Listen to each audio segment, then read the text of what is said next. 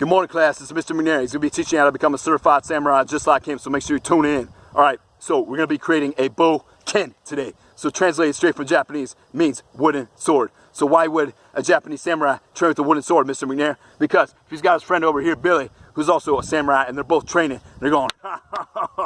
And Billy's like, I can bet you I can get Jimmy. So Billy goes like this, Fwah! Guess what? Jimmy's arm isn't probably going to snap off.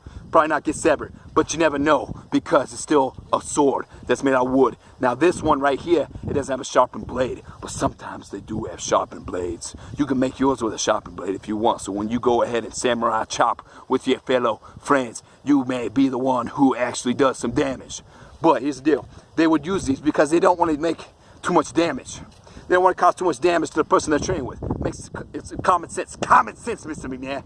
So now, this one is about 3 feet long. The typical katana would be anywhere from 2.5 feet to 3.5 feet long. They usually do not exceed 4 feet, but you never know. So if you got a branch that you're gonna get, it can be super long. Now, what is the two types of swords, Mr. McNair, that they used to carry with them? The samurai typically carried what two swords? The katana, the one I just mentioned, or they had a shorter one. So if you only have a shorter piece of wood, they had this one called wakizashi, okay? Wakizashi was typically a lot shorter. But in this case, we're gonna make a katana. So, boom, what you're gonna need.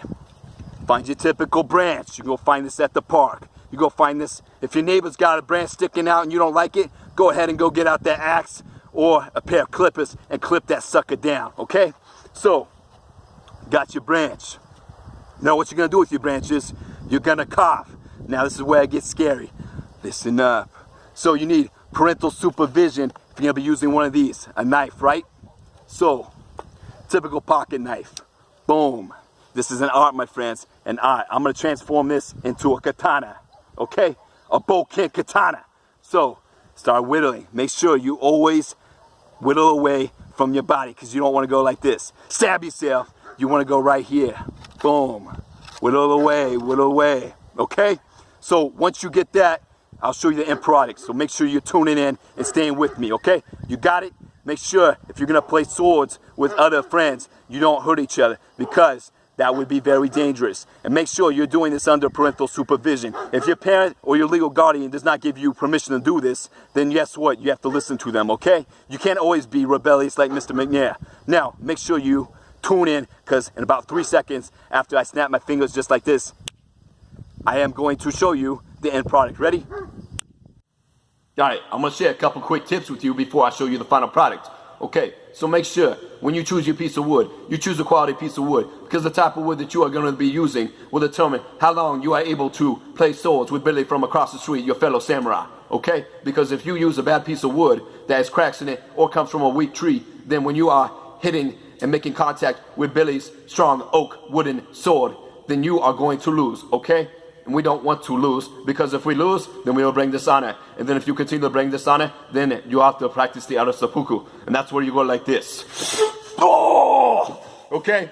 Now that we got that out of the way, so I want to show you my beautiful creation. But here's just a quick, side note. I don't want to show any false advertising. So the piece of wood that I was going like this, I'm going to say, this is the one that I'm going to create. Boom. No, I threw that sucker away. That was an old piece of dried up wood. So, back to my point, you must use a quality piece of wood. So I went and cut down a new quality limb. So, here we are. Maya It's Aesthetics.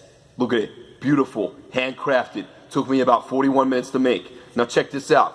Look at this. Here's a tip. Put some good old tape on here. Don't use Scotch tape because Scotch tape's not going to help you.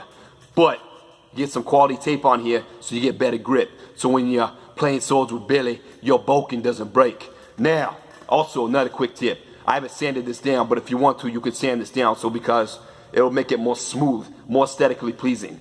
And then also, if you want to go and put your war colors on here, if you want to color this yellow, red, I don't care what color you want to color it, but you may color it, spray paint it, do whatever you want. Just know that the paint might possibly come off. Okay, other than that, it's time to go and practice being a samurai. So make sure you go ahead and do so. Make sure you always challenge yourself and have a growth mindset and have a wonderful day. And carpe diem. Woo!